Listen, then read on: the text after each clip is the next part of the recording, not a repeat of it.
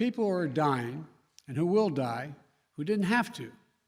So please, if you haven't gotten vaccinated, do it now. Do it now. It could save your life, and it could save the lives of those you love. You know, and the good news is that more people are getting vaccinated. Overall, weekly new vaccinations are up more than 80% from where they were a month ago. While it can take up to 6 weeks to get fully protected after your first shot, this increased level of vaccinations is going to provide results in the weeks ahead.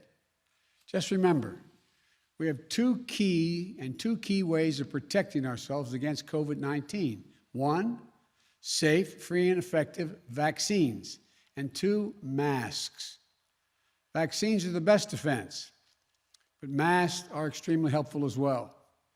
And for those who aren't eligible for the vaccine yet, children under the age of 12, masks are the best available protection for them and the adults around them. That's why we need to make sure children are wearing masks in school. Before I talk about the news related to vaccines, let me say a few words about masks and our children. Unfortunately, as we've seen throughout this pandemic, some politicians are trying to turn public safety measures, that is, children wearing masks in school, into political disputes for their own political gain. Some are even trying to take power away from local educators by banning masks in school. They're setting a dangerous tone. For example, last week at a school board meeting in Tennessee, protesters threatened doctors and nurses who were testifying, making the case for masking children in schools. The intimidation and the threats we're seeing across the country are wrong. They're unacceptable. Now, I've said before, this isn't about politics. It's about keeping our children safe. It's about taking on the virus together, united. I've made it clear that I'll stand with those who are trying to do the right thing. Last week, I called school superintendents in Florida and Arizona to thank them for doing the right thing and requiring masks in their schools. One of them said, "We teach science, so we follow the science." The other said, they have a guiding principle, students first.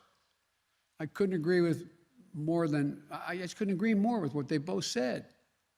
And that's why today I'm directing the Secretary of Education, an educator himself, to take additional steps to protect our children. This includes using all of his oversight authorities and legal action, if appropriate, against governors who are trying to block and intimidate local school officials and educators. And as I said before, if you aren't going to fight COVID-19, at least get out of the way of everyone else who's trying. You know, we're not going to sit by as governors try to block and intimidate educators protecting our children. For example, if a governor wants to cut the pay of a hardworking education leader who requires masks in a classroom, the money from the American Rescue Plan can be used to pay that person's salary, 100%. I'm going to say a lot more about children in schools next week. But as we head into the school year, remember this. The Centers for Disease Control and Prevention, the CDC, says masks are critical, especially for those who are not yet vaccinated, like our children under the age of 12. So let's put politics aside. Let's follow the educators and the scientists who know a lot more about how to teach our children and keep them safe than any politician. This administration is always going to take the side of our children